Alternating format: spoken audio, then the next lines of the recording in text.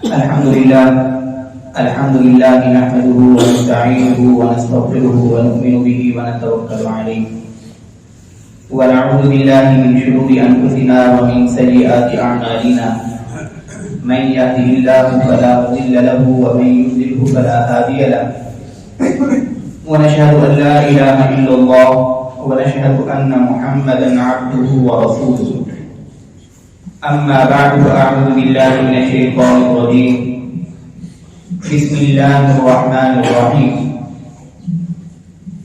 لقد كان لكم في رسول الله أسوة حسنة صدق الله مولانا العظيم اللهم صل على سيدنا ومولانا محمد وعلى آل سيدنا ومولانا محمد أفضل صلواتك بعدد معلوماتك رب اشرح لي صدري ويسر لي أمري واحلل عقدة من لساني يفقهوا قولي رب زدني علما رب زدنی علما رب زدنی علما. بزرگان محترم اور برادران عزیز، اللہ کے فضل سے آج سیرت النبی صلی اللہ علیہ وسلم کا 21واں سیشن شروع کر رہے ہیں. 20ویں سیشن کے آخر تک آپ حضرات نے واقع معراج کی تفصیل پڑھی. واقع معراج کے حوالے سے مستند جو واقعات ہیں تقریباً آپ حضرات کے سامنے تفصیل کے ساتھ گزر چکے ہیں، اور آپ نے پڑھا تھا کہ یہ معراج کا یہ سفر راجح قول کے مطابق، مشہور قول کے مطابق سن 11 نبوی میں نبوت کے 11ویں سال پیش آیا. صحیح قول کے مطابق رجب کی 27ویں شب کو جب آپ علیہ السلام واپس تشریف لائے، آگے پھر کچھ عرصے بعد موسم حج شروع ہو گیا، حج کے مہینے شروع ہو گئے، اور رسول اللہ صلی اللہ علیہ وسلم کا معمول مبارک یہ ہوتا تھا کہ حج کے موسم میں جو قبائل آتے تھے باہر سے، رسول اللہ صلی اللہ علیہ وسلم بڑے اہتمام کے ساتھ ان کو دین کی دعوت دیا کرتے تھے. آج کا جو ہمارا موضوع ہے وہ یہ ہے کہ مدینہ کے اندر اسلام کی دعوت کیسے پھیلی، اور یہ ہجرت سے پہلے پھیل چکی تھی، اور اس کے اندر جو واقعات محرک بنے وہ سن 11 نبوی، 12 نبوی اور 13 نبوی. یہ 13 سال تو حضور مکہ میں رہے نا، اس کے بعد پھر ہجرت شروع ہو جاتی ہے، پھر سن ہجری شروع ہو جاتا ہے، مدنی زندگی شروع ہو جاتی ہے. یہ جو 3 سال گزرے ہیں رسول اللہ صلی اللہ علیہ وسلم کے، ان کے اندر آپ علیہ السلام کی ملاقاتیں کچھ قبائل کے ساتھ ہوئی دین کے حوالے سے، جو ذریعہ بنی اور سبب بنی مدینہ کے اندر اسلام کی دعوت کے پھیلاؤ کا. مدینہ اس کا پرانا نام یثرب ہے، یثرب یا سارابا، یثرب. جزیرۃ العرب کے اندر اپنی ایک خاص اہمیت تھی اس کو، یثرب کو.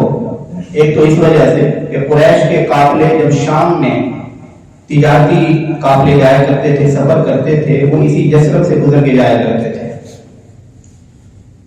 اور دوسرا، عرب کی خوراک کا ایک اہم ترین جز جس کے بغیر ان کی زندگی بھی ایک نامکمل سمجھی جاتی ہے وہ ہے کھجور. کھجور کو مختلف مقاصد کے لیے، بعض اوقات روٹی نہیں ہے تو صرف کھجور کھا لی، کھجور کے خمیرے بناتے، سفر میں لے جاتے تھے، کھجور کی شراب بنائی جاتی تھی. جزیرۃ العرب کے اندر سب سے زیادہ باغات مدینہ منورہ کے اندر ہیں کھجور کے. اس مناسبت سے بھی یثرب کو ایک خاص اہمیت تھی پورے جزیرۃ العرب کے اندر، پورے جزیرۃ العرب کے اندر. اس یثرب کے اندر 2 قبائل رہتے تھے مشرکین کے، اور 3 قبائل رہتے تھے یہودیوں کے آباد تھے. آبادی کے اعتبار سے زیادہ تعداد کی مشرکین کی تھی، یہودی قلیل تھے اپنی تعداد کے اندر، اقلیت میں تھے. یثرب کے اندر جو 2 مشرکین کے قبائل آباد تھے ان میں سے ایک کا نام تھا اوس اور دوسرے کا نام تھا خزرج. یہ 2 مشہور آپ نے نام سنے ہوں گے، اوس اور خزرج. بعد یہ صحابہ کرام رضوان اللہ علیہم اجمعین انصاری صحابہ کے 2 گروہ کے نام سے مشہور ہوئے. 3 कबाइल यहूद के आबाद थे यसरब के अंदर, एक बनु नज़ीर, दूसरा बनु कुरैज़ा और तीसरा बनु कैनुका। ये 3 मशहूर कबाइल थे यहूद के। यहूद असल के अफरादी कुव्वत के एतबार से तो कम थे, अक़लियत में थे जिस तरह आज है, लेकिन जो पोजीशन आज है यहूद की एक पूरी आलमी सतह में, इंटरनेशनल लेवल पे वही बिल्कुल सूरत हाल और वही स्टेटस उस वक्त के यहूद को भी हासिल था पूरे जज़ीरत अरब के अंदर। अफरादी एतबार से कम थे, लेकिन मदीना यानी यसरब का सारा जो माशी निजाम था उसके ऊपर तसल्लुत यहूद का था। ये जो यहाँ 2 कबीले रह रहे थे, औस और खज़रज, ये बेचारे मांगते थे, लेने वाले थे, वो देने वाले थे। जैसे आज भी आप देखें जितने भी बड़े बड़े कारोबार हैं उनके ऊपर तसल्लुत किसका है? यहूद का है। उस वक्त भी यहूद का तसल्लुत था। और फिर खास तौर पर असलहे का जो कारोबार था, असलहे का सारा कारोबार यहूद करते थे। हत्ता कि मुशरिकीन के ये ग्रोह जब आपस में लड़ते थे, औस और खज़रज इनकी आपस में जंगें भी हुआ करती थी। आखिरी जो जंग हुई वो बुआस के नाम से हुई। सीरत की किताबों के अंदर आपको मिलेगा बुआस, बाइन अलिफा। ये औस और खज़रज जो कि यसरब के अंदर आबाद थे, मुशरिकीन के कबीले थे, दोनों की आपस में जंग हुई और इसके अंदर बड़े बड़े सरदार दोनों तरफ के मारे गए। और ये अपनी जंगें लड़ने के लिए असला किसे खरीदते थे? यहूद से खरीदते थे। असले के साथ साथ एक बहुत बड़ा कारोबार उसका सूदी लेन देन का था कि उस वक्त यहूद सबसे ज्यादा सूद पे कर्ज दिया करते थे उस वक्त। आज भी बिल्कुल आपको बिल्कुल ब्याही की वही सूरत नजर आएगी। और फिर ये सूदी कर्जे दिया करते थे, पैसे दिया करते थे, असला दिया करते थे और फिर आपस में उनको लड़ाई में और झगड़े के अंदर मसरूफ रखते थे, जैसा कि आज रखते हैं मुसलमानों को। कभी कभार ऐसा होता था कि ये औस और खज़रज की अनबन हो जाती थी यहूद के साथ। ये मुशरिक हैं और वो यहूद हैं। यहूद थे अहले किताब और अहले इल्म के जानते थे, सब कुछ जानते थे। आप नबी सल्लल्लाहु अलैहि वसल्लम के बारे में भी जानते थे, अपनी किताबों में पढ़ चुके थे। जब इनकी आपस में कभी लड़ाई और झगड़ा होता तो यहूद कहते थे कि तुम शायद समझते हो कि हम कम तादाद में हैं और तुम ज्यादा तादाद में हो तो हमारे ऊपर गालिब आ जाओगे, लेकिन याद रखो कि एक आखिरी नबी मबरूस होने वाले हैं, जब वो मबरूस हो जाएंगे तो हम उनके साथ मिलकर तुम्हारा किला तुमा कर देंगे। ये औस और खज़रज को यहूद धमकियां देते थे, डराते थे। आखिरी नबी की बैसत होने वाली है, जब उनकी बैसत हो जाएगी तो हम उस आखिरी नबी के हाथ पर कलमा पढ़ लेंगे, ईमान ले आएंगे, उनके साथ मिलकर तुम्हारा सफाया कर देंगे जज़ीरत अरब से। अच्छा, वो सच भी कहते थे एक तरह, इसलिए कि ये जो यहूद थे वो ये समझते थे कि आखिरी नबी जो मबूस होंगे वो बनी इसराइल में होंगे। उनकी तवक्को ये थी, जिस तरह पहले जितने अंबिया आए तकरीबन वो बनी इसराइल में आए, तो यहूद ये तवक्को लगाए बैठे थे, उम्मीद लगाए बैठे थे कि हम तौरात के अंदर आखिरी नबी की जितनी निशानियां पढ़ रहे हैं, आलामात पढ़ रहे हैं, हुलियत पढ़ रहे हैं, अखलाक पढ़ रहे हैं, औसाफ पढ़ रहे हैं, वो शायद हमारी बनी इसराइल में से आएगा। इसी वजह से वो कहते थे कि हम उनके साथ मिलकर तुम्हें जो है जज़ीरत अरब से खत्म कर देंगे। लेकिन जब आप अलैहिस्सलाम की बैसत हुई, विलादत हुई और बैसत हुई, जब यहूद को पता चला कि ये तो बनी इसराइल से नहीं मबूस हुए बल्कि बनी इस्माइल में आए हैं, बनी इस्माइल के खानदान से ताल्लुक रखते हैं, महज इस हसद की वजह से यहूद रसूलुल्लाह सल्लल्लाहु अलैहि वसल्लम तक ईमान नहीं लाए और कोई वजह नहीं थी। यही कोई यहूदी जो तौरात जानने वाला है, पढ़ने वाला है, किसी यहूदी के बारे में, किसी यहूदी के दिल में रसूलुल्लाह सल्लल्लाहु अलैहि वसल्लम की नबूवत के बारे में अदना सा भी शक नहीं था कि ये नबी है या नहीं है, अदना सा शक भी नहीं था। बल्कि हुजूर अलैहिस्सलातु वस्सलाम की नबूवत पर, नबी और पैगंबर होने पर इसी तरह यकीन रखते थे जिस तरह अपनी औलाद के औलाद होने पर यकीन रखते थे।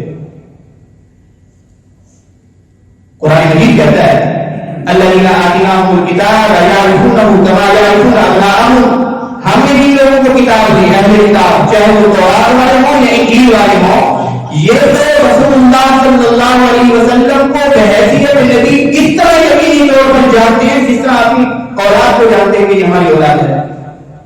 औलाद के औलाद होने में इनको शक नहीं, इसी तरह पैगंबर अलैहिस्सलातु वस्सलाम के पैगंबर और नबी होने के अंदर भी इनको शक नहीं। फिर क्यों ईमान लाए? महज हसद की वजह से। بلکہ حضرت عبداللہ بن سلام رضی اللہ تعالی عنہ جو کہ یہود کے بڑے عالم تھے اور پھر وہ ایمان لائے، وہ تو اس سے بھی بڑی بات فرمایا کرتے تھے. وہ کہتے تھے کہ رسول اللہ صلی اللہ علیہ وسلم کی نبوت اور رسالت کے بارے میں تو ہمیں ادنا سا بھی شک نہیں ہے. یہ شک ہم اپنی عورتوں کے بارے میں کر سکتے ہیں، ہو سکتا ہے کہ انہوں نے ہماری غیر موجودگی میں خیانت کی ہو اور یہ بیٹا ہمارا حلال کا بیٹا نہ ہو، اس میں تو شک ہو سکتا ہے. لیکن رسول اللہ صلی اللہ علیہ وسلم کی نبوت اور رسالت کی جتنی تک تفاصیل ہم نے اپنی قرآن انجیل میں پڑھی، بعین ہی آپ علیہ الصلوۃ والسلام انہی علامات، انہی اوصاف اور اخلاق کے ساتھ محفوظ ہوئے. اس لیے حضور کی نبوت اور رسالت میں کسی یہودی کو شک نہیں ہو سکتا. اب کتنی بڑی بات ہے کہ یہودی کو شک بھی کوئی نہیں آپ علیہ الصلوۃ والسلام کے نبی اور رسول ہونے میں، لیکن یہودی ایمان نہیں لائے. پیچھے وجہ کیا ہے؟ پیچھے محرک کیا ہے؟ دل کا حسد کہ یہ جو نبوت اور رسالت، یہ جو آخری نبوت اور رسالت ملی ہے، ختم نبوت، یہ سعادت بنی اسماعیل کو کیوں ملی ہے، بنی اسرائیل کو کیوں ملی؟ یہ حسد، اس حسد کی وجہ سے اس وقت سے لے کر آج تک اور قیامت تک کے سارے یہودی راز درگاہ ہوں گے اس حسد کی مہلک بیماری کی وجہ سے. اور یہ مہلک بیماری ہمارے دلوں کے اندر بھی ہوتی ہے. یہ بات ہمیں رکھی ہے. یہ ٹھیک ہے کہ ہمارے دلوں کے اندر رسول اللہ صلی اللہ علیہ وسلم کے بارے میں کبھی حسد نہیں، ہم تو ان کے اوپر اپنی جان فدا کرتے ہیں، لیکن اپنے رشتے داروں کے بارے میں، اپنے قریبی لوگوں کے بارے میں، اپنے معاشرین کے بارے میں، دوست احباب کے بارے میں یہ حسد کا ایلیمنٹ ہمارے دلوں کے اندر بھی ہوتا ہے کہ ہمیں کسی کی ترقی نہیں دیکھی جاتی، کسی کی کامیابی نہیں دیکھی جاتی، کسی کی فتح نہیں دیکھی جاتی، کسی کا اچھا رشتہ ہو گیا ہے خاندان والوں میں، وہ نہیں دیکھا جاتا، نہ ہوتا ہمارے لیے ناقابل برداشت ہو جاتا ہے. اندر سوئیاں چبھتی ہیں سوئیاں، اور ہم محسوس کرتے ہیں کہ ہمارا یہ جو چچا داد ہے، ہماری خالہ داد ہے، اس کا رشتہ ایسی جگہ پہ کیوں ہو گیا ہے، اس کو یہ ڈگری کیسے مل گئی ہے، کیوں مل گئی ہے، دل کے اندر سوئیاں چبھنے لگتی ہیں. یہ جو اندر چبھنے کی بیماری ہے، اس کو شریعت کی اصطلاح میں حسد کہا جاتا ہے. یہ ایک مہلک بیماری ہے، روحانی بیماری مہلک. اس کو ختم کرنا انتہائی ضروری ہے، انتہائی ضروری ہے. اتنی مہلک اور اتنی خطرناک بیماری ہے کہ اس بیماری نے بھائی کو بھائی سے جدا کر دیا ہے، بھائی کو بہن سے جدا کر دیا ہے، بہن کو بہن سے، یہ خونی رشتے اس بیماری کی وجہ سے سفید ہو گئے، خون سفید ہو گئے. یہ ہمارے گھر گھر کی کہانیاں ہیں. آپ جب بیٹھتے ہمیں گھروں کے اندر جو کارگزاریاں چلتی ہیں اس کا سارا پیچھے ایک بنیاد جو ہوتی ہے وہ حسد ہوتی ہے، جو ایک دوسرے کی ترقی برداشت نہیں ہو رہی ہوتی. اور یہ کتنی بڑی بیماری ہے. شیطان کو سب سے پہلے جو بیماری شیطان نے اللہ تعالیٰ کے حکم کا انکار کیا، اسی حسد کی وجہ سے انکار کیا تھا کہ یہ کیسے ہو سکتا ہے کہ آپ سے میں بنا ہوا ہوں، مجھے اشرف المخلوقات بنانا چاہیے تھا، مجھے اپنا نائب و خلیفہ بنانا چاہیے تھا. اس بندے لوگوں کی کیا ہے، مٹی سے بنا ہوا خاکی ہے، اس کو بنا دیا گیا ہے. اس حسد کی وجہ سے اس نے انکار کر دیا تھا صحیح سے. قابیل اور حابیل کے درمیان جو لڑائی ہوئی، حضرت آدم علیہ الصلوۃ والسلام کے بیٹوں کے درمیان، قابیل نے جو حابیل کا قتل کیا تھا وہ بھی حسد کی بنیاد پہ کیا تھا. آج ہمارے یہاں کتنے گناہ ایسے جن کا ارتکاب کیا جاتا ہے، قتل ہو، غیبت ہو، تہمت ہو، الزامات ہو، گالیاں ہو. ان تمام گناہوں کے پیچھے جب آپ جائیں گے تو آپ کو بنیاد نظر آئے گی، وہ بنیاد حسد کی نظر آئے گی. اس لیے ضروری ہے کہ اس جو ہے کیا ہے بیماری سے ہم اپنے آپ کو محفوظ کریں، اپنے دلوں کو پاک کریں.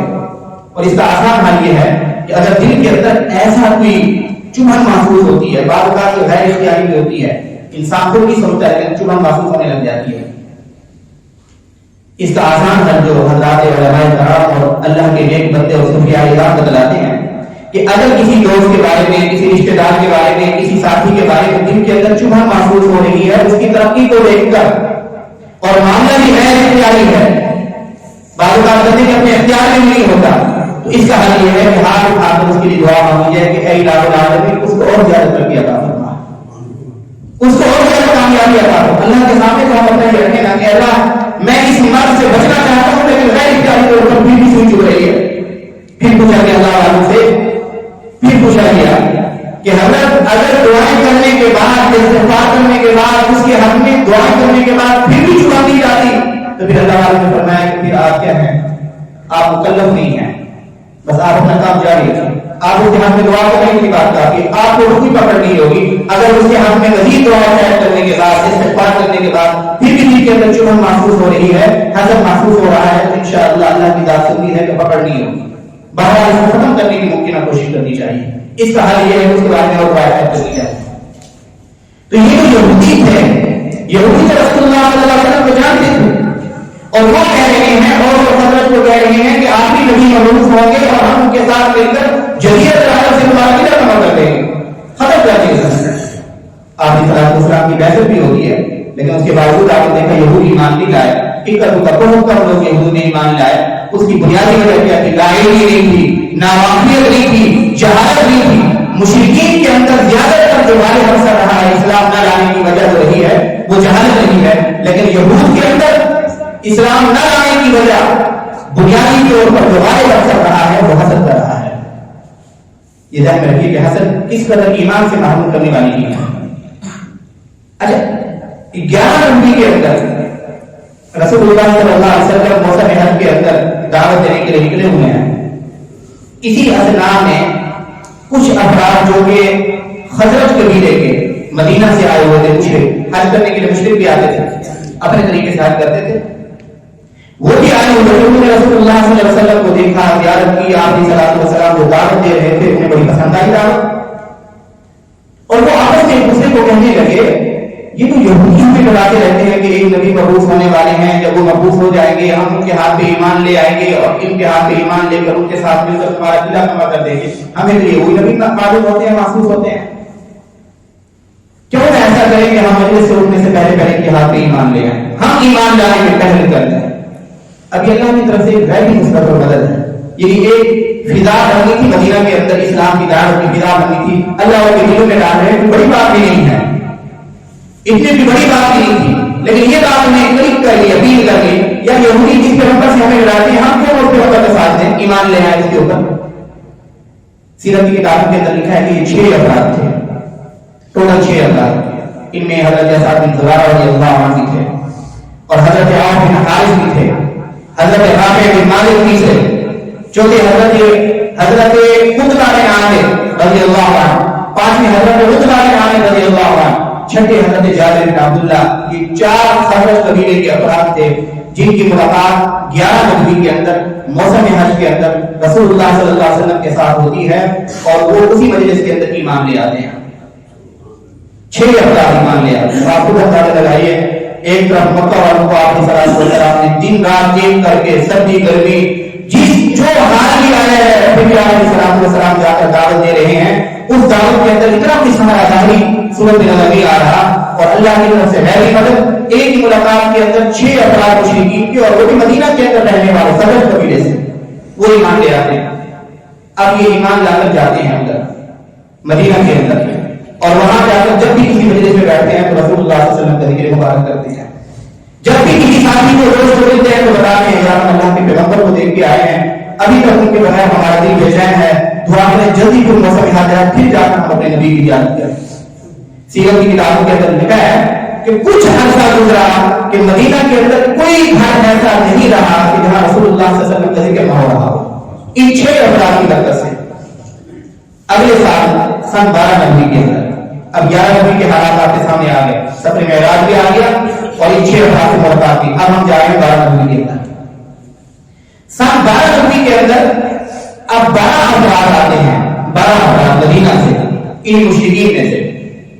6 تو یہی تھے بلکہ ان 6 میں سے 5 افراد جو پچھلے سال ایمان لا چکے تھے، 5 یہ تھے، 7 اور بھی ابھی تک ایمان نہیں لائے وہ آئے اور وہ 12 افراد آتے ہیں رسول اللہ صلی اللہ علیہ وسلم سے ملاقات کرتے ہیں موسم حج کے اندر. اور یہ ملاقات ہوتی ہے مینا کے اندر جو عقبہ ہے، وہاں کی مسجد عقبہ ہے، عقبہ گھاٹی کو کہتے ہیں.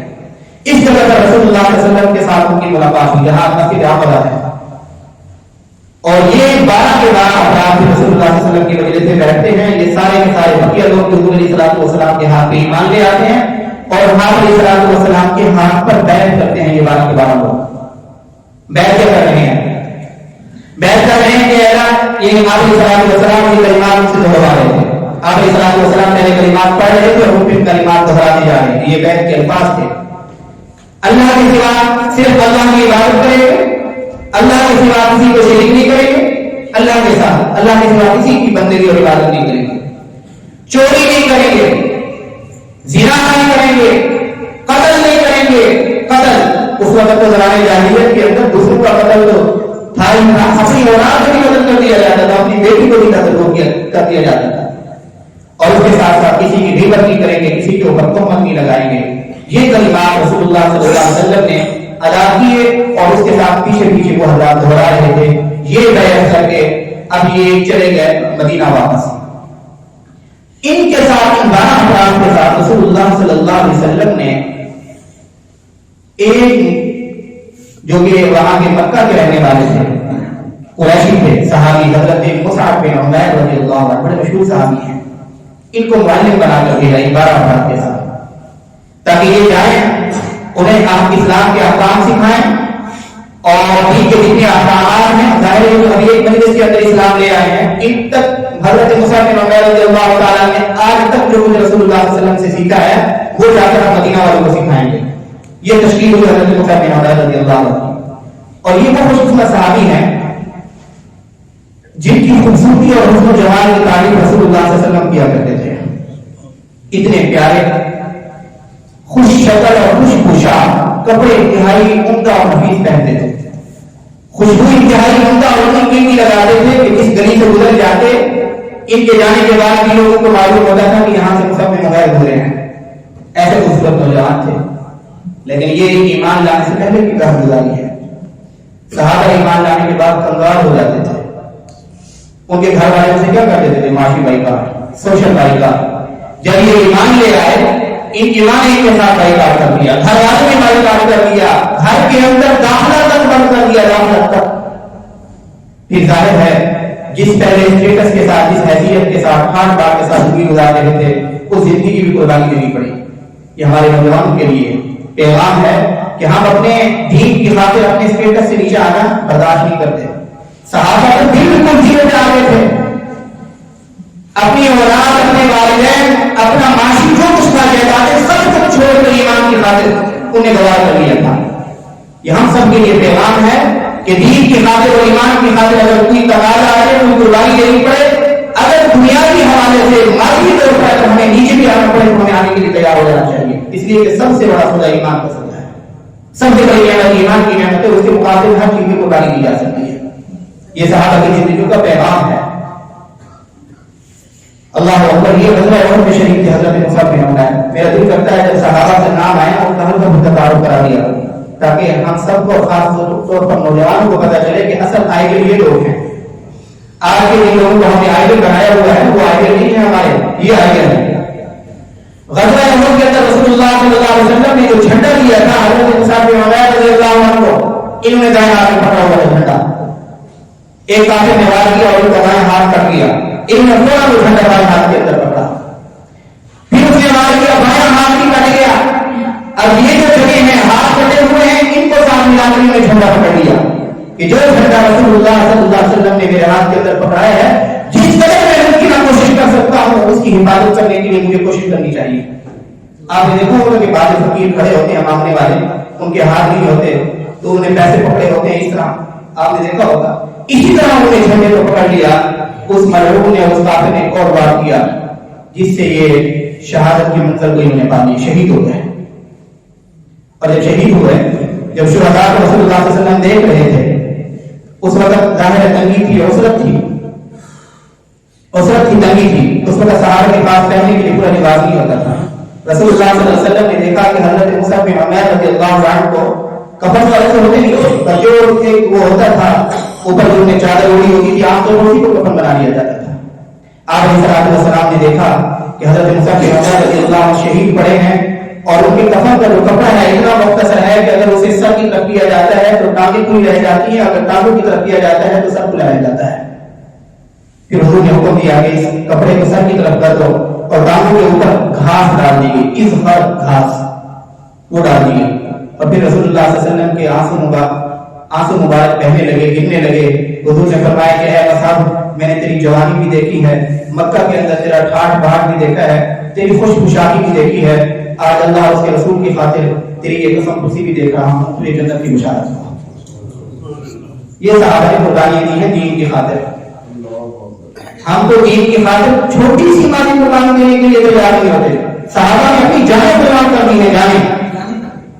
12 लोगों के साथ پہلے سفیر معلم بن کر اسلامی تعلیم کے اندر، یہ بات ذہن میں رکھیے، یہ سوالات کی بات آتے ہیں، سب سے پہلے اسلامی سفیر بن کر کون گیا اسلام کی دعوت دینے کے لیے؟ معلم بن کر حضرت موسیٰ بن عمیر گئے مکہ سے مدینہ کی طرف۔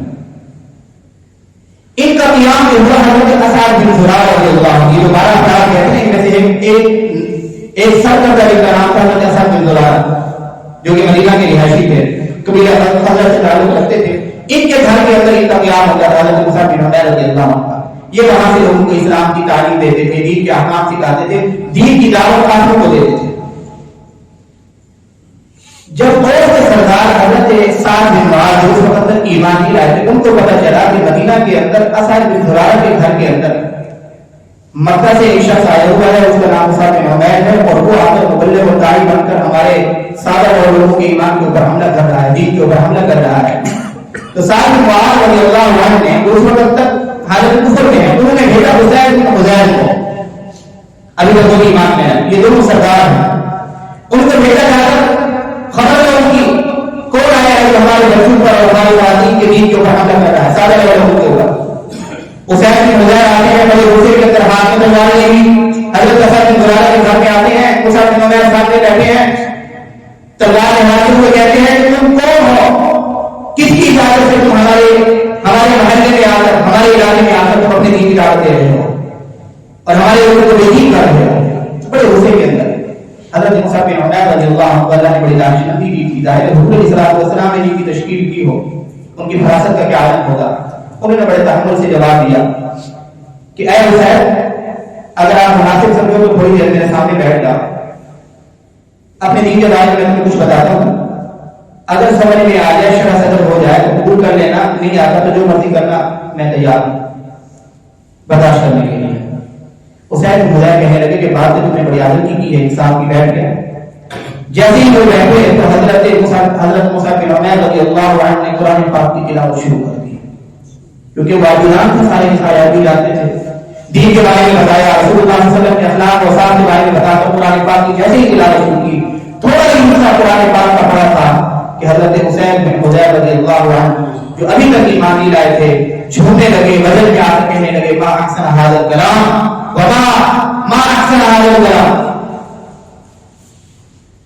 اس سے کوئی اور کلام نہیں ہو سکتا، اس سے کوئی بہتر کلام تو آج تک میں نے نہیں سنا، وما اجملہ، اس سے زیادہ حسین اور جمیل کلام آج تک میں نے نہیں سنا، یہ مخلوق کا کلام نہیں ہو سکتا، یہ مخالف کا کلام معلوم ہوتا ہے۔ فوراً کہنے لگے کہ مجھے جلدی جلدی کلمہ پڑھاؤ، تمہارے دین میں آنے کا طریقہ کیا ہے؟ حضرت موسیٰ بن عمیر کہنے لگے پہلے جاؤ اور اپنے جسم کو پاک کرو، اپنے لباس کو پاک کرو، غسل کر کے آؤ، پھر میں کلمہ شہادت پڑھایا جائے گا، پھر نماز ادا کرو۔ چنانچہ اسی طرح ہی ہوا، اٹھ کے گئے، اپنے آپ کو پاک کر کے آئے، کلمہ شہادت پڑھا اور اسلام کے اندر داخل ہو گئے۔ اب یہ واپس گئے، سارے میں معاذ انتظار میں بیٹھے ہیں کہ میں نے حسین بن حذیفہ کو بھیجا ہے، اسعد بن زرارہ کے گھر کو کیا خبر لاتے ہیں۔ واپس جیسے ہی جاتے ہیں نا، ساتھ میں معاذ نے دیکھا تو وہ اپنے کاریگر کو کہنے لگے مجھے نہیں معلوم ہوتا کہ یہ وہی پہلے والا حسین بن حذیفہ، یہ لگتا ہے تبدیل ہو کے آ رہا ہے، اس کی چال سے پتہ چل رہا ہے کہ یہ ان کے شہر کے اندر گرفتار ہو گیا ہے۔ بہرحال جب آئے کارگزاری بتائی تو سعد بن معاذ کو بڑا غصہ آیا، جوش آیا، تیش کے آگے کہنے لگے میں خود جا کر ان کا کام تمام کرتا ہوں۔ تلوار لے کر گئے اور جا کر اسعد بن زرارہ کے گھر میں گئے اور جا کر کہا کہ اگر تیری میرے ساتھ قرابت نہ ہوگی، رشتہ داری نہ ہوگی تو میں تیرا سر بھی کیا کر دیتا، جدا کر دیتا، قبیلے کے سردار تھے۔ اس کے بعد حضرت موسیٰ بن عمیر رضی اللہ عنہ فرمانے لگے آپ اتنا غصہ کیوں کر رہے ہیں، آپ بیٹھ جائیے، میری بات سن لیجیے، جس دین کی ہم دعوت دے رہے ہیں اس کو سن لیجیے، اگر شہر صدر ہو جاتا ہے تو قبول کر لیجیے، اور اگر شہر صدر نہیں ہوتا تو جو مرضی آتے کر لیجیے، میں برداشت کروں گا۔ بڑے تحمل کے ساتھ یہ بات کی، جیسے انہوں نے پہلے بات کی حسین بن حذیفہ ساتھ میں بات کہنے لگے بات تم نے بڑے انصاف کی ہے، بیٹھ ہے اسی طرح دعوت کا اسلوب حضرت موسیٰ بن عمیر نے جیسے پہلے اپنایا تھا حسین بن حذیفہ کے سامنے، اسی طرح رسول اللہ صلی اللہ علیہ وسلم کے اخلاق و اوصاف بیان کیے، اسلام کی تعلیمات، اسلام کا حسن بیان کیا۔ پھر جیسے ہی قرآن پاک کی تلاوت کرنے لگے، تھوڑی دیر تلاوت کی تھی کہ سیرت کی کتابوں کے اندر آتا ہے کہ ساتھ کے بعد جھومنے لگے وجد میں اور کہنے لگے ما احسن الکلام ما احسن هذا الکلام وما اجملہ، کیا ہی خوبصورت کلام ہے، کیا ہی عمدہ کلام ہے، اس طرح کا کلام کو آج تک ہم نے باوجود ہم نے نہیں سنا، یہ کسی مخلوق کا کلام معلوم نہیں ہوتا، یہ خالق کا کلام ہے۔ پوچھنے لگے کہ تمہارے دین کے اندر داخل ہونے کا طریقہ کیا ہے؟ بتایا گیا کہ جاؤ اپنے بدن کو پاک کرو، کپڑوں کو پاک کرو، غسل کر کے آؤ، میں شہادت پڑھایا، اس کے بعد نماز پڑھی، اسلام کے اندر داخل ہو گئے۔ ابھی یہ جو واقعہ ہے اس میں میرے اور آپ کے لیے ایک سبق ہے، اور ہم اپنے آپ سے سوال کریں کہ اللہ نے اپنے کلام کے اندر یہ تاثیر رکھی ہے، یہ کلام اللہ کا معجزہ ہے کہ کافر بھی اگر غیر جانبداری کے ساتھ اپنے انسان کا مظاہرہ کرتے ہوئے دین سے ہر قسم کا حسد، کینہ اور بغض نکال کر حالت کفر کے اندر بھی اس کلام کو سنتا ہے تو وہ مجبور ہو جاتا ہے اس کلام کو پر ایمان لانے کے لیے۔ یہ اس کلام اللہ کی تاثیر ہے اور معجزہ ہے۔ کیا مطلب ایمان لانے کے لیے؟ یعنی اس نے 40 سال 50 سال 35 سال جس دین کے اوپر، جس ملت کے اوپر وہ قائم رہا ہے، اس پہ لعنت بھیجتا ہے کہ میں آج تک غلط کرتا رہا ہوں، میرے آبا و اجداد نے میرے ساتھ وہ کیا ہے، میرے آبا و اجداد نے مجھے ظلمت اور تاریکی کا راستہ دکھلایا ہے، ہدایت کا راستہ، روشنی کا راستہ تو یہ ہے۔ وہ اپنی ساری زندگی کے اوپر لعنت بھیج کر ایمان کے آغوش کے اندر آ جاتا ہے اور دین کو قبول کر لیتا ہے۔ یہ قرآن کی تاثیر ہے۔ میں اپنے آپ سے سوال کرتا ہوں، آپ اپنے آپ سے سوال کریں کہ جو قرآن اپنے اندر اتنی تاثیر رکھتا ہے کہ اگر کوئی کافر حالت کفر کے اندر بھی اس کلام کو سن کر اپنی بقیہ ساری کی ساری زندگی کے اوپر لعنت بھیج کر نئی زندگی اسلام کے مطابق شروع کر دیتا ہے، میرے اور آپ کی زندگی میں بھی کبھی یہ تبدیلی آئی ہے قرآن سن کر؟ سوال کریں ہم بحثیت مسلمان، ہم قرآن پڑھتے نہیں پڑھتے ہیں، قرآن سنتے نہیں ہیں، بعض اوقات قرآن پاک کا ترجمہ پڑھتے ہیں، ترجمہ سنتے ہیں، قرآن پاک کی تفسیر پڑھتے ہیں، تفسیر سنتے ہیں۔ ہم میں سے کتنے اشخاص ایسے ہیں کہ قرآنی تعلیمات واضح ہونے کے بعد ہمیں معلوم ہوا ہے کہ قرآن کی روشنی کے اندر یہ کام میں کر رہا ہوں، یہ کام تو جرم ہے، یہ کام تو اللہ کی نافرمانی ہے، یہ تو بغاوت ہے، مجھے لعنت بھیجنی چاہیے ایسے کام کے اوپر۔ میں توبہ کرتا ہوتا ہوں، قرآن کی اس آیت کی روشنی میں، اس آیت کے پیغام کی روشنی میں اپنی سابقہ زندگی کو لعنت بھیجتے ہوئے قرآن کے مطابق اپنی زندگی گزاروں گا۔ ہم میں سے کتنے لوگ ہیں جن کی زندگی میں قرآن پڑھتے ہوئے، قرآن سنتے ہوئے، سمجھتے ہوئے، سنتے ہوئے یہ تبدیلی آئی ہے؟ کتنے لوگ ایسے ہیں؟ یہ بہت اہم سوال ہے، یعنی ہمیں فرق نہیں محسوس ہوتا۔ ایک کافر اپنی 30 سالہ 35 سالہ 40 سالہ پوری کفری زندگی کے اوپر لعنت بھیج رہا ہے قرآن سن کے، اور ہم قرآن کو بار بار سننے کے باوجود ایک گناہ بھی نہیں چھوڑ پاتے۔ یہ ہمارے لیے معلومی ہے نا، وہ پوری کفری زندگی چھوڑ رہا ہے اور ہم قرآن تعلیمات سننے کے بعد، قرآن کو پڑھنے کے بعد، قرآن کو سننے کے بعد ایک گناہ بھی نہیں چھوڑ پاتے۔ وجہ کیا ہے؟ کیا ہمارے لیے مجھے زیادہ سخت ہو گئے؟ ہم نہیں کرتے گناہ؟ کرتے ہیں نا۔ یہ تو ہم مسجد میں بیٹھے ہیں، الحمدللہ اللہ نے ہمیں جوڑا ہے، اللہ کا شکر ادا کریں۔ باہر نکلے کہیں آپ کو توفیق نظر نہیں آئے گی یہ مسلمان ہے، یہ کافر ہے۔ مسلمان کافر سے زیادہ لوگوں کے لیے اذیت کا سبب بنا ہوا ہے، لوگوں کے لیے تکلیف کا سبب بنا ہوا ہے۔ مسلمان کافر سے زیادہ مشرک بنا رہا ہے، ڈانس کرا رہا ہے، بے حیائی اور فحاشی کرواتا ہے اور آنے کے اعلان کرا رہا ہے۔ اس کے لیے پہلے تشہیر کی جاتی ہے، بڑے بڑے فنکشن ساری رات جب چلائے جاتے ہیں۔ نہیں معلوم ہے مسلمانوں کو کہ ہم جس شریعت کے ماننے والے ہیں اس شریعت کے اندر جو رات کے وقت حضرت کی ساتھی سویا ہوا ہے، اگر کہ وہ مسلمان نہیں ہے، کافر سویا ہوا ہے، اس کافر کے ساتھ بیٹھ کر تو ہم بابا کے وقت تلاوت بھی نہیں کر سکتے۔ جی ہم مسلمان معاشرے کے اندر ساری رات دیکھ چلا کر مجھے چلائے ڈانس اور گائے اور بیچارے بیمار ساری رات کراتے رہے، کوئی نہیں آئے۔ یہ ہمارے مسلمان نہیں کرتے، ہمارے بھائی نہیں کرتا۔ ہم بھی تو قرآن پڑھنے والے ہیں، ہمارے یہاں تو یہ نہیں آتی، لیکن ہمارے اتنے سخت ہو چکے ہیں۔ یہ اتنا اہم سوال ہے، اگر اس سوال کو بھی ہم لے کر ہم اس کو غور کرتے رہے تو ہمارے لیے ملامت کی بات کافی ہے کہ کافر حالت کفر میں رہ کر ایک مجلس میں اللہ کا کلام سن کر اپنی پوری کفری زندگی سے توبہ طائب ہو جاتا ہے۔ ہم بار بار قرآن کی مجالس میں بیٹھتے ہیں لیکن اس کے باوجود ایک گناہ نہیں چھوٹتا۔ اس کا مطلب ہے کہ دل اعلیٰ درجے کے سخت ہو چکے ہیں، پتھروں سے بھی زیادہ سخت ہو چکے ہیں۔ دلوں کے اندر نرمی پیدا کرنے کے لیے، دلوں کو حسد کینے اور بغض سے اور ان چیزوں سے پار کرنے کے لیے اللہ والے کے ساتھ تعلق قائم کیا جائے، اپنے دلوں کی زمین کو زرخیز کیا جائے تاکہ ہم قرآن سنیں تو قرآن اثر دکھائے۔ قرآن کے مؤثر ہونے میں، قرآن کی تاثیر کے اندر کوئی شک نہیں ہے، ہمارے دلوں کے زخم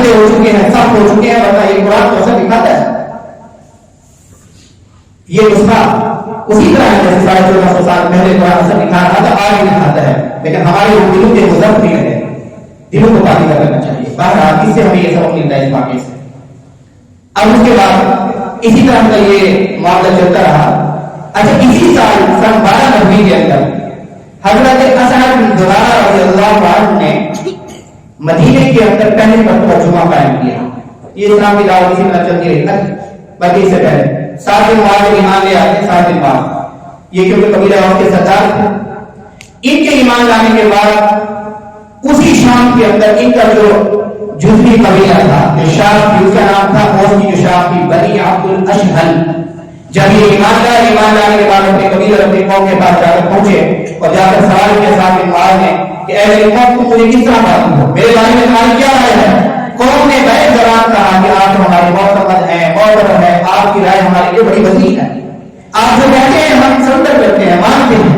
تو حضرت سعد بن معاذ کہنے لگے کہ شام تک کا وقت ہے، تم میں سے کوئی شخص ایسا نہ رہے تمہارے گھروں میں مردوں اور عورتوں میں سے جو اللہ اس کے رسول کے اوپر ایمان نہ لائے. اسی شام جس دن حضرت سعد بن معاذ ایمان لائے، اسی شام قبیلہ بنو عبد الاشہل اس کے تمام تر لوگ مرد یا خواتین سارے کے سارے اسلام کی آغوش کے اندر داخل ہو گئے. یہ اللہ کی طرف سے غیبی مدد. حضور کہاں بیٹھے؟ مکے میں. مکے والے بات سننے کو تیار نہیں ہے. اللہ کا جب نظام حرکت میں آتا ہے تکوینی نظام حرکت میں آتا ہے تو مدینہ کے اندر اسلام کی ابتدا ہو رہی ہے سوائے ایک شخص کے کہ وہ مسلمان نہیں ہوا. اس قبیلہ عبد الاشہل کے، ان کا نام تھا عمر بن ثابت. یہ بات نہیں مان لائے تھے، یہ اس وقت ایمان نہیں لائے تھے اور یہ بہتر ہو میں ایمان لائے تھے. یہ ایسے خوش قسمت شخص ہیں کہ انہوں نے زندگی میں ایک نماز نہیں پڑھی، ایک روزہ نہیں رکھا، کوئی ایک رکن پورا نہیں کیا اسلام کا، کوئی ایک رکن. اسلام لائے جگہ نے اسلام لانے کے بعد فوراً میدان جہاد کے اندر چلے گئے، کفار کے صف کے اندر گھس گئے، گھستے ہی قتال کرنے لگے اور ادھر شہید ہو گئے. نماز کے وقت آنے سے پہلے شہید ہو گئے. رسول اللہ صلی اللہ علیہ وسلم نے فرمایا کہ عمر بن ثابت جنتی ہے.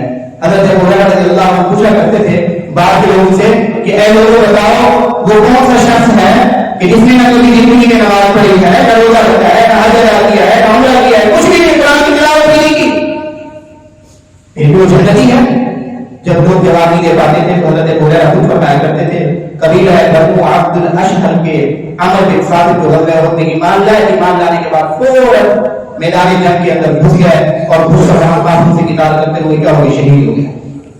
انہیں لوگوں نے کیا کیا قربانیاں دی ہیں اسلام کی خاطر. بہرحال اسی طرح اسلام کی دعوت چلتی رہی. اب حضرت اسعد بن زرارہ رضی اللہ عنہ نے دیکھا کہ وہاں الحمدللہ مسلمانوں کی کافی تعداد جمع ہے مدینہ کے اندر، اور یہ جو یہودی ہیں یہ ہفتے کے دن اپنی عبادت کرتے ہیں، عیسائی ہیں تو یہ بھی اتوار کے دن اپنی عبادت کرتے ہیں، تو ہمیں کیوں نہ کوئی ایک دن قائم کر لینا چاہیے جس میں ہم سارے کے سارے جمع ہو کر کوئی عبادت کی شکل بنا کر کوئی شکرانے میں کوئی نفل ادا کریں. اس وقت جمعہ کو جمعہ نہیں کہا جاتا تھا، یوم العروبہ کہا جاتا تھا، یوم العروبہ. تو ان کے ذہن میں اللہ نے یہ بات ڈالی کہ یہ جو یوم العروبہ ہے اس دن ہم مسلمان اکٹھے ہو جاتے ہیں. ہفتے کے دن یہودی ہو رہے ہیں، اتوار کے دن عیسائی ہو رہے ہیں، تو ہم مسلمان کو یوم العروبہ کے دن جمع ہو جانا چاہیے اور اجتماعی شکل کے اندر اللہ تبارک و تعالی کی بارگاہ کے اندر شکر ادا کرنا چاہیے، شکر بجا لانا چاہیے. اور اس یوم العروبہ کا نام ہی ہم کیا رکھ دیتے ہیں؟ یوم الجمعہ. اب حضور علیہ السلام مکہ میں ہیں اور یہ مدینہ میں اجتہاد کر رہے ہیں. کون؟ حضرت اسعد بن زرارہ. اللہ تبارک و تعالی کو رسول اللہ صلی اللہ علیہ وسلم کے صحابی کا یہ اجتہاد اتنا پسند آتا ہے کہ اللہ تبارک و تعالی قرآن کی آیت نازل فرما دیتے ہیں. اور اس یوم العروبہ کا جو دن اس یوم العروبہ کو جو نام حضرت اسعد بن زرارہ نے دیا تھا، اللہ اسی نام کے ساتھ قرآن تعلیم فرماتے ہیں یا ایھا الذین آمنوا اذا نودی للصلاۃ من یوم الجمعہ، اے لوگوں جو جمعہ کے دن تمہیں بلایا جائے تو پھر جمعہ کی نماز کے لیے تیاری کرو. اس کے بعد اس کو فرض کر دیا جاتا ہے جمعے کو بھی. یعنی پہلی فرصت میں حضرت اسعد بن زرارہ رضی اللہ عنہ کا اجتہاد تھا اور مقصد کیا تھا کہ ہم شکرانے کے بھی نفل ادا کریں. اللہ کو یہ بات اتنی پسند آئی کہ اللہ تبارک و تعالی نے آپ علیہ الصلوۃ والسلام پہ وحی نازل کر دی کہ آپ مسلمان اس دن جمع ہوا کریں گے اور اس دن کو یوم الجمعہ کہا جائے کرے گا. اس وجہ سے حضرت عبد الرحمن بن کعب فرماتے تھے کہ میرے والد کعب بن مالک رضی اللہ عنہ جب جمعے کی اذان سنتے تھے تو اذان سننے کے بعد حضرت اسعد بن زرارہ رضی اللہ عنہ کی یہ دعائیں فرض کرتے تھے. میں نے پوچھا کہ جمعے کی اذان کا حضرت اسد بن زرارہ کے ساتھ کیا تعلق ہے کہ جب آپ جمعے کی اذان سنتے ہیں تو اسد بن زرارہ رضی اللہ عنہ کے لیے دعا مغفرت کرتے ہیں تو میرے والد کہنے لگے کہ تمہیں نہیں معلوم ہم جب مدینہ کے اندر رہتے تھے سب سے پہلی ہمیں جمعہ کی نماز اسد بن زرارہ نے پڑھائی تھی. تو اسلام کے اندر جمعہ کو قائم کرنے والے لوگوں سے شامل ہوئے حضرت اسد بن زرارہ. اب 3 معلومی سوالات بھی آپ کے پاس آ چکے ہیں. سب سے پہلے سبھی جو دعوت لے کے گئے مکہ سے باہر حضرت مصعب بن عمیر رضی اللہ عنہ سب سے پہلے سبھی. اور ایسے صحابی جو نے ایک نماز نہیں پڑھی ایک روزہ نہیں رکھا کہ ہر روزہ سیدھا جنتی وہ کون سے حضرت عامر بن ثابت. سب سے پہلے جمعہ قائم کرنے والے کون ہیں؟ حضرت اسد بن زرارہ رضی اللہ عنہ. اسلام کی دعوت اسی طرح چلتی رہی یہاں تک کہ اس سے اگلے سال 13 نبوی کے اندر حضرت مصعب بن عمیر رضی اللہ عنہ تقریباً 75 افراد کا قافلہ لے کر رسول اللہ صلی اللہ علیہ وسلم کی خدمت میں حاضر ہوتے ہیں. سن 13 نبوی کے اندر کتنے افراد؟ 75 افراد. یہ سارے مسلمان ہو چکے تھے. ان میں 73 مرد تھے اور 2 عورتیں تھیں. یہ سارے آ کر رسول اللہ صلی اللہ علیہ وسلم کو پہلے پیغام دے دیا گیا تھا کہ ہم آپ کے ساتھ ملاقات کرنا چاہتے ہیں. حضور علیہ الصلوۃ والسلام نے یہی ترتیب طے فرمائی کہ جہاں پچھلے سال ملاقات ہوئی تھی عقبہ میں یعنی مینا کے اندر جو مقام ہے عقبہ کا اسی جگہ پہ ہماری ملاقات طے ہے. یہ سارے کے سارے موسم حج کے اندر ہے ایام تشریق کے اندر یہ سارے کے سارے وہاں جمع ہو گیا ہے. آپ علیہ الصلوۃ والسلام کے انتظار میں وہ صحابہ جن نے آپ علیہ الصلوۃ والسلام کو نہیں دیکھا تھا وہ بھی بڑے شوق کے اندر کیونکہ وہ وہاں ہی مان رہے تھے مدینہ میں کسی کی دعوت ہو بڑے انتظار میں تھے کہ ہم اللہ کے نبی کی زیارت کریں گے. اور جو دیکھ چکے تھے وہ تو زیادہ انتظار میں تھے. آپ کو پتا ہے کہ جب بندہ اپنی محبوب چیز کو دیکھ لیتا ہے تو پھر شدت بڑھ جاتی ہے. جو لوگ ابھی تک حرمین شریفین نہیں گئے وہ بھی دعا کر لیتے ہیں اللہ نے حرمین شریفین کی زیارت نصیب کرنا ہے. لیکن جس شدت کے ساتھ جس واجبانہ عقیدت کے ساتھ وہ لوگ دعا کر رہے ہوتے ہیں نا جو پہلے چکر لگا کے آ چکے ہیں وہ واجبانہ عقیدت کی کو نظر نہیں آتی میں نظر نہیں آتی. بہرحال جو صحابہ ہیں جو حضور کی زیارت کر چکے تھے جو پچھلے سال آئے وہ اور زیادہ تشریف میں تھے اور زیادہ عمر میں تھے. جیسے حضور تشریف لائے سیرت کی کتابوں میں آتا ہے حضرت عباس حضور کے چچا تھے ابھی تک ایمان نہیں لائے تھے لیکن حضور کے ساتھ بطور محافظ کے آپ علیہ السلام کے ساتھ بطور حامی کے تشریف لائے. اور حضور علیہ السلام کو خبر پہنچ چکی تھی ان انصاری صحابہ کی طرف سے پہلے پیغام پہنچ چکا تھا. ان کو فکر تھی انصاری صحابہ کو کہ مدینہ کے اندر ایک اسلام کی فضا بن چکی ہے. لوگ بڑے شوق کے ساتھ اسلام میں داخل ہو رہے ہیں حضور کے ساتھ واجبانہ عقیدت بھی رکھتے ہیں. تو ہم کیوں حضور علیہ السلام کو مکہ کے پہاڑوں کے اندر بے بس اور بے یار مددگار چھوڑ دیں. کسی طرح حضور اگر ہماری تجویز کو اگر قبول فرما لیں تو ہمارے پاس مدینہ تشریف لائیں. اب یہ ہجرت کا سامان پیدا ہو رہا ہے. حضرت عباس آئے آپ علیہ السلام کو لے کر صحابہ سارے کے سارے واجبانہ انہوں نے استقبال کیا حضور کا اور بیٹھے اسلام کا جماعت مسجد عقبہ مینا کے اندر وہاں بیٹھے. حضور علیہ السلام سے پہلے حضرت عباس نے گفتگو کی اور حضرت عباس کہنے لگے کہ مجھے معلوم ہوا ہے کہ تم رسول اللہ صلی اللہ علیہ وسلم کو مدینہ لے کے جانا چاہتے ہو لیکن ایک بات یاد رکھو کہ یہاں مکہ کے اندر سب سے زیادہ مقام اور مرتبہ رکھنے والی شخصیت ہے رسول اللہ صلی اللہ علیہ وسلم. اگر کہ یہاں کے لوگوں نے دین کی مخالفت کی وجہ سے حضور علیہ السلام کو تکلیفیں اذیتیں پہنچائی ہیں لیکن اس وقت کی سب سے زیادہ مسلم مقام مکہ کے اندر اگر کسی کو حاصل ہے تو رسول اللہ کو حاصل ہے. ہاں اگر تمہاری خواہش ہے تم یہ اذیتیں اور تکلیفیں نہیں دیکھ سکتے رسول اللہ صلی اللہ علیہ وسلم کی ان کو لے کے جانا چاہتے ہو تو یہ بات یاد رکھو کہ اگر تم یہ وعدہ کرتے ہو کہ تم آخری سانس تک اس وعدے پہ قائم و دائم رہو گے اور حضور کی حفاظت کرتے ہو جیسے اپنی بچے کی حفاظت کرتے ہو حضور کے دشمن کو دشمن سمجھو گے حضور کے حامی کو حامی سمجھو گے آخری سانس تک اس وعدے پہ قائم رہو گے پھر تو لے جاؤ اور اگر نہیں رہ سکتے تو پھر ان کو ادھر ہی چھوڑ جاؤ ہم ان کی حمایت کریں گے اور ہم ان کی نصرت کریں گے. انصار صاحب نے جب یہ سنا حضرت عباس سے یہ جملہ سنا تو انصاری صحابہ بولنے لگے اے اللہ کے نبی آپ کے چچا نے بول لیا اب آپ فرمائیے کہ آپ کیا حصہ لینا چاہتے ہیں ہم سے. رسول اللہ صلی اللہ علیہ وسلم نے فرمایا سب سے پہلے تو میں کہتا ہوں کہ تم اللہ کی سے عبادت کرو میرا پیغام اللہ کے ساتھ کسی کو شریک نہ ٹھہراؤ کسی کو شریک نہ ٹھہراؤ اور میرا اپنے اور اپنے ساتھیوں کے لیے مطالبہ یہ ہے کہ ہمیں تم اپنے ہاں محفوظ مقام دو مدینہ کے اندر اسی طرح ہماری حفاظت کرو میری اور میرے صحابہ کی مہاجرین صحابہ کی جس طرح حفاظت اپنے بھی بچوں کی کرتے ہو اور جو میں کہوں اس کی اطاعت کرو چاہے تنگی ہو یا خوشحالی ہو چاہے خوشی ہو یا غمی ہو ہر حال میں میری بات کی اطاعت کرو یہ میرا مطالبہ ہے. انصار صحابہ اللہ نے بڑی فراست دی تھی، ذہانت دی تھی، کہنے لگے اے اللہ کے نبی ٹھیک ہے اگر ہم آپ کی اس مطالبے کو پورا کر لیں ہمیں کیا ملے گا؟ ملے گا کیا؟ حضور نے فرمایا کہ ہماری تو ساری کی ساری جو ہے نا کیا ہے، یہ جو ساری اور کوششیں ہیں یہ آخرت کے لیے ہیں. اگر تم اس مطالبے کو پورا کر لیتے ہو اور اپنے اس وعدے پہ قائم رہتے ہو تمہیں ہمیشہ ہمیشہ کی جنت دی جائے گی، اللہ کی رضا اور اللہ کی خوشنودی حاصل ہو جائے گی. تمام انصار صاحب نے کہا کہ حضور پھر اپنا ہاتھ بڑھائیے ہم آپ کے ہاتھ پہ بیعت کرتے ہیں. اس موقع پر ایک انصاری صاحب نے کہا کہ ایک منٹ ٹھہر جائیے، اس بیعت سے پہلے میرا ایک سوال ہے. اب یہ سوال کرنے والے سارے کون تھے؟ مختلف نام ہیں ان کے باہر. انہوں نے کہا کہ میرا ایک سوال ہے، اے اللہ کے نبی آپ مدینہ میں آ جاتے ہیں، ہمارا جو اوس و خزرج کا ایک تعلق ہے وہاں کی یہودی قبائل کے ساتھ، اور یہودی جو قبائل ہیں بنو نذیر قریظہ اور قینقاع ہمارے ان کے ساتھ معاہدہ بھی رہا ہے، تعلق بھی رہا ہے. آپ وہاں آ جاتے ہیں اور اللہ آپ کو فتح دے دیتے ہیں. کہیں ایسا تو نہیں ہوگا کہ آپ جب غالب آ جائیں اور جب آپ کو فتح مل جائے تو آپ ہمیں تنہا چھوڑ کے مکہ واپس چلے جائیں، پیچھے یہودی سے قرآن چھڑائے گا. اس موقع پر رسول اللہ صلی اللہ علیہ وسلم نے ایک جملہ ارشاد فرمایا جس جملے پر انصار صحابہ آخری دم تک جو انصاری صحابہ تھے زندگی کے آخری سانس تک اس جملے کے اوپر فخر کیا کرتے تھے کہ یہ جو فخر ہمیں ملا ہے سعادت کسی صحابی کو نصیب نہیں ہوئی. حضور نے فرمایا، حضور صلی اللہ علیہ وسلم نے جب یہ بات سنی تو حضور مسکرانے لگے. اس انصاری صحابی کی یہ بات، کہیں جب اللہ آپ غلبہ دے دیں گے، فتح دے دیں گے، کہیں ہمیں تنہا چھوڑ کے چلے نہیں جائیں گے، آج ہم آپ کو اپنی پناہ دے رہے ہیں.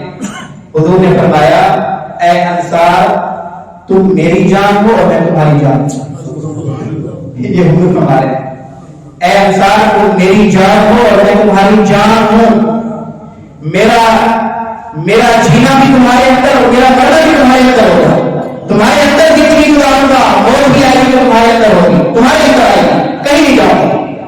تمہارا دشمن میرا دشمن ہوگا اور تمہارا دوست میرا دوست ہوگا. حضور صلی اللہ علیہ وسلم نے جب یہ جملے ارشاد فرمایا نا اس وقت صحابہ کی کیا کیفیت ہوگی، انصار صحابہ کی اللہ ہی بہتر جانتا ہے، ہم اس کا ادراک بھی نہیں کر سکتے. سارے کے سارے بڑے حضور کے ہاتھ پہ بیعت فرمائی، آپ علیہ السلام کے ہاتھ پہ. اے اللہ کے رسول ہم اللہ کے ساتھ کسی کو شریک نہیں ٹھہرائیں گے اور اللہ ہی کی عبادت کریں گے، چوری نہیں کریں گے، زنا نہیں کریں گے، اپنی اولادوں کو قتل نہیں کریں گے، کسی کو تہمت نہیں لگائیں گے. آپ جو حکم دیں گے سر تسلیم ہم کریں گے، جو کہیں گے سنیں گے، آپ کے کہیں پہ بھی اعتراض نہیں کریں گے. آپ سیرت کی کتابیں اٹھا کے پڑھ لیں، انصار صحابہ نے جو معاہدہ کیا تھا پوری مدنی زندگی کے اندر اس معاہدے کی ادنا سی خلاف ورزی کسی ایک انصاری صحابی کی طرف سے آپ نہیں ملے گی. جیسے کہا تھا کہ اللہ نے نبی جو آپ کہیں گے ہم کر گزریں گے، آپ کے دشمن کو اپنا دشمن سمجھیں گے. ایسا ہوا نہیں ہوا، آپ نے کہا کہ آپ کہیں گے آگے جا کر حضرت سعد بن معاذ سکے بھی آپ نے حالات کرے. غزوہ خندق کے اندر آپ دیکھیں کہ کس طرح حضور کے ساتھ کو محبت ہو گئی تھی، کس طرح حضور کے دشمن کو دشمن سمجھتے تھے. غزوہ خندق کے اندر ان کو تیر لگا، حضرت سعد بن معاذ رضی اللہ عنہ شہر کے اوپر شدید زخمی ہوئے. اس زخمی حالت میں اللہ تبارک و تعالیٰ کی بارگاہ میں دعا کر رہے ہیں اے الہ العالمین اگر آپ کے علم میں اس غزوے کے بعد اور کوئی غزوہ ہے اور کوئی جنگ ہے اور کوئی جہاد ہوگا، اگر یہ کافر دوبارہ آئیں گے آپ کے علم میں ہے رسول اللہ صلی اللہ علیہ وسلم پہ حملہ کریں گے، اے الہ العالمین تم پھر مجھے زندگی عطا فرما دیجیے، اس لیے کہ میری زندگی کا سب سے بڑا مقصد تیرے محبوب کے دشمنوں کے ساتھ لڑنا ہے. ہمارے بھی مقصد ہیں، ہماری زندگی کا سب سے بڑا مقصد کیا ہے؟ ہماری اولاد پڑھ لکھ جائے، شادی شدہ ہو جائے، مکان چھوٹا ہے تو بڑا بن جائے. یہ ہمارے بڑے مقصد ہیں. میں یہ نہیں کہہ رہا کہ یہ ناجائز مقصد ہے، یہ تو جزوی مقاصد ہونے چاہیے تھے. جزوی اگر پورے نہ بھی ہوتے تو ہمیں کچھ فکر نہیں ہونی چاہیے تھی. سب سے بڑا مقصد میرے اور آپ کا ہونا چاہیے. کبھی ہم اپنے آپ کو سوال کریں یہ جو صحابہ کر رہے ہیں جو عطا فرمایا تھا، جو جیسا عطا فرمایا تھا، آپ حضرت موسیٰ بن عمر رضی اللہ عنہ کے حالات کریں، سعد بن معاذ رضی اللہ عنہ کے حالات. حضرت سعد بن معاذ فرمانے اے اللہ اگر آپ کے علم میں ہے یہ کافر دوبارہ حملہ آور ہوں گے رسول اللہ صلی اللہ علیہ وسلم پر اور صحابہ پر تو میں آپ کی بارگاہ کے اندر التجا کرتا ہوں، استدعا کرتا ہوں اس سخت زخمی حالت کے باوجود اللہ مجھے دوبارہ زندگی دے دے اور میں تیرے محبوب کے دشمنوں کے ساتھ لڑوں اور کے واسطے جہنم کروں. اے اللہ اگر آپ کے علم میں ہے کہ اب یہ بات تو زیادہ کر دی، اب اس کے بعد یہ دوبارہ قدم نہیں اٹھا پائیں گے اللہ، اے اللہ اسی زخم کو میری شہادت کا ذریعہ بنا دیجیے. لیکن ان کی زندگی کا مقصد کیا ہے؟ ہم سوچیں کہ ہم نے کبھی زندگی کے اندر کبھی یہ تمنا کی ہے، خواہش کی ہے اے اللہ ہمیں اپنی آنکھوں سے اسلام کا بدلہ دلا دیجیے؟ کبھی تمنا کی ہے اے اللہ ہم اپنی آنکھوں سے دیکھیں کہ اسلام غالب ہو جائے، اسلام نافذ ہو جائے؟ ہم اپنی آنکھوں سے دیکھیں کہ رسول اللہ صلی اللہ علیہ وسلم کا لائق و دین غالب ہو جائے؟ ہم اپنی آنکھوں سے دیکھیں کہ حضور کی توہین کرنے والے، قرآن کی توہین کرنے والے، حضور کے دشمن اور دین کے دشمن کو ہم سلسلہ کی کھانے کے اندر دیکھیں؟ اے اللہ اس غلبے کے لیے، اس جگر کے لیے آپ ہمیں قبول کر لیں۔ ہم نے کتنے لوگوں نے خواہش کی ہے بارگاہ خدا حضور کے اندر؟ یہ ہمارے صحابہ کے درمیان فرق ہے۔ صحابہ کی زندگی سے ہمیں یہ سبق ملتا ہے کہ ہمارا زندگی کا سب سے بڑا مقصد اللہ اور اس کے رسول کی خاطر، اس دین کی خاطر قربانیاں دینا، دین کے راستے میں قربانیاں دینا سب سے بڑا مقصد۔ یہ سارے کے سارے باقی جزوی مقاصد ہیں۔ بہرحال حضرت سعد بن معاذ رضی اللہ تعالیٰ ان کی بات کر رہی تھی، اور جب یہ سارے کے سارے چلے گئے، یہ بیعت کر کے سارے کے سارے رسول اللہ صلی اللہ علیہ وسلم سے چلے گئے مدینہ کے اندر، یہ 75 افراد تھے۔ پھر وہاں اسلام کی دعوت بڑی تیزی سے پھیلنے لگی، بڑی تیزی سے، اور پھر بھی ایسا گھر نہیں رہا جہاں کوئی مسلمان موجود نہ ہو۔ پچھلے چکر میں تو یہ تھا کہ کوئی ایسا گھر نہیں تھا کہ جہاں اسلام کی دعوت نہ پہنچی ہو۔ ان کے جانے کے بعد مدینہ کے اندر بھی گھر ایسا نہیں رہا جہاں مرد یا عورت یا نوجوان یا بڑے بزرگ مسلمان نہ ہوا۔ اب اس کے بعد اللہ تبارک و تعالیٰ کی طرف سے 13 ہجری کا حکومت 13 نبی ہو جاتی ہے، تو اب آپ علیہ الصلوۃ والسلام کو اللہ کی طرف سے حکم ملتا ہے کہ مدینے کے اندر زمین ہموار ہو چکی ہے اور اسلام کی فضا بن چکی ہے، ایمان والوں کی فضا بن چکی ہے۔ اب آپ اللہ کے حکم سے ہجرت فرمائیں مدینہ کی طرف۔ اس ساری گفتگو کا اور باقی زندگی کا خلاصہ یہ ہے کہ اللہ تبارک و تعالیٰ جب اپنے پیغمبر کو بھیجتے ہیں، ان پیغمبروں کو اذیت پہنچانے والوں کی تکلیفیں جب انتہا کو پہنچ جاتی ہیں، ان پیغمبروں کو جو جھٹلانے والے ہیں، جو مکذبین ہیں، ان کا جھٹلانا اور ان کی تکلیف جب انتہا کو پہنچ جاتی ہے، اس انتہا کو پہنچتی ہے کہ وہ رسول بھی کہنے لگتے ہیں کہ اللہ کی مدد کب آئے گی۔ رسول کے ساتھ جڑے ہوئے حواری اور صحابہ بھی کہنے لگتے ہیں متى نصر اللہ، جس مدد کا، جس نصرت کا وعدہ کیا گیا تھا، وہ نصرت اور مدد کب آئے گی؟ ان کو اتنا جھنجھوڑا جاتا ہے۔ مکی زندگی کے اندر آپ کو یہ جھنجھوڑ ملے گا کہ صحابہ کرام کو جھنجھوڑا گیا، حالات لائے گئے، آزمائشیں لائے گی صحابہ کرام کے اوپر، لیکن اللہ ان کی روح کو جنت کا باغ بنایا ہے، دنیا آخرت کی بہترین جگہ عطا فرمائے صحابہ کرام کو۔ پہلے سے بھی عطا ہوئے ہیں، اللہ کی طرف سے ہوئی ہیں، لیکن اللہ اور کیا عطا فرمائے کہ صحابہ اس آزمائش کے اندر، ان آزمائشوں کے اندر، امتحانوں کے اندر 100% کامیاب ہوئے۔ جن امتحانوں کے اندر ممتحن اللہ کی معمول تھی، امتحان ظاہر کا نہیں لیا گیا، باطن کا لیا گیا ہے، باطن کا دلوں کا امتحان لیا گیا ہے، دلوں کے اندر اللہ اور رسول کے حکم کی اطاعت کے ہوتا مستقر ہے۔ اللہ کو فرماتے ہیں اولئک الذین امتحن اللہ قلوبهم بالتقوی، یہ وہ لوگ ہیں جن کے دلوں کا امتحان اللہ نے لیا اور یہ وہ 100% اس امتحان کے اندر کامیاب ہوئے۔ اللہ تعالیٰ نے فرمایا اولئک هم المؤمنون حقا، یہ صحابہ اور رسول اللہ صلی اللہ علیہ وسلم میں یہ مقدس جو ہے، طبقہ ہے مقدس جماعت حضور کی، یہ مقدس جماعت 100% اپنے ایمان کے اندر سچی ہے۔ انہوں نے قربانیاں دی، ہر قسم کی قربانی دی۔ میرے خیال سے قربانی کا حجم اتنا بھی نہیں مانگا گیا، صحابہ سے اتنا مانگا گیا تھا، بیوی بچے چھوڑنے پڑے، شہید ہونا پڑا۔ آپ سوچ سکتے ہیں کہ ایک صحابی کی ابھی شب وفات ہے، آج نکاح ہوا ہے، عصر کو ہوا ہے یا ظہر کو ہوا ہے، مغرب کو منادی اعلان کرتا ہے کہ جہاد کے لیے جانا ہے۔ وہ صحابی پہلی رات ہے بیوی کے ساتھ، پہلی رات، اور وہ پہلی رات کی جہاد کے لیے رخصت ہو جاتے ہیں۔ سوچ سکتے ہیں یہ قربانی۔ صحابہ غزوہ خندق سے آ رہے ہیں، واپس مدینہ پہنچتے ہیں اور تقریباً غزوہ خندق کے اندر 1 مہینے سے زیادہ کا عرصہ گزار گیا ہے، سخت سردی کے اندر گزار گیا ہے صحابہ، 1 مہینے سے زیادہ عرصہ سخت شدت کا گزار گیا ہے غزوہ خندق کے اندر۔ ابھی صحابہ مدینہ پہنچتے ہیں، ہتھیار اتارنے لگتے ہیں، حضرت جبرائیل حضور کی خدمت میں حاضر ہوتے ہیں، اللہ کے نبی صحابہ ہتھیار اتار رہے ہیں، خوشی میں ابھی تک ہتھیار نہیں اتارے، اللہ کا حکم ہے کہ صحابہ کو واپس لے کر جاؤ، پہلے کی طرف ان کے ساتھ جہاد کرنا ہے۔ یہی صحابہ جو ہتھیار اتار رہے تھے، کسی صحابی کے چہرے کے اوپر ناگواری کا ایک چھوٹا سا اثر بھی ظاہر نہیں ہوا کہ مہینہ 1 مہینے کی مشقت برداشت کر کے آئے ہیں۔ اللہ کو بڑا بڑا خیال رکھنا چاہیے تھا، 2 دن تو دینے چاہیے تھے اپنی بیوی بچوں کے ساتھ گزار لیتے۔ یہ سارے کے سارے صحابہ جس طرح اپنا ہتھیار اتار رہے تھے اسی طرح ہتھیار دوبارہ ڈاکٹر ملک ریدہ کی طرف چل پڑتے ہیں. کیا ہم سے اتنے تقاضے کیے گئے ہیں؟ کیا ہم سے اتنی وہ مانگی گئی ہیں تکلیفیں اور اذیتیں مانگی گئی ہیں؟ صحابہ نے تو اتنی اذیت اور تکلیفوں کے ماحول کے اندر بھی صحابہ کامیاب ہوئے. ہمارا اتنا ہجوم بھی نہیں ہے، اتنا ہجوم. صحابہ نے خون پیش کیا ہے، اولاد قربان کی، بیوی بچے قربان کیے، والدین قربان کیے، جائیدادیں قربان کی، باغات قربان کیے، گھر قربان کیے، مکہ شہر کو قربان کر دیا، مدینہ کو بھی قربان کر دیا، پوری دنیا کے اندر پھیل گیا ہے. میں اور آپ کو گھر رہتے ہوئے بیوی بچوں کے ساتھ رہتے ہوئے اتنا ہجوم ہے جو ہم سے تقاضا کیا جا رہا ہے کہ تھوڑے سے خود دیندار تو بن جاؤ نا یار. نہیں ہے جہاد تم سے بھی مطالبہ نہیں، تم سے خود کا بھی مطالبہ نہیں ہے، جب ہو جائے گا تھوڑے سے دیندار تو بن جاؤ نا کہ تمہاری شکلیں لگے کہ تم محمدی ہو، تم دین کو ماننے والے ہو. کوئی کافر دیکھے تو تمہارے دین سے متاثر ہو کر ایمان لے آئے.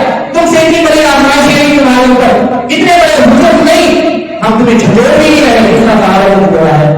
خود آپ اندازہ لگائیے، ہم میں سے ہر شخص سوال کرے اتنے بڑے ہجوم کے اندر آزمائشوں کے صحابہ کامیاب ہوئے تھے، ہمارے پاس اتنا ہجوم بھی نہیں ہے، ہم ناکام ہو رہے ہیں. ہمیں اپنی زندگی کی اصلاح کرنی چاہیے. ہمیں یہ نکتہ معلوم ہوا کہ جب اللہ کی طرف سے جب نبی اور نبی کے ماننے والوں کے اوپر تکلیفوں کی انتہا ہو جاتی ہے، مکذبین اور جھٹلانے والے انتہا کر دیتے ہیں، تو پھر اللہ کی طرف سے غیبی نصرت اور مدد کا سلسلہ تکوینی طور پہ شروع ہو جاتا ہے.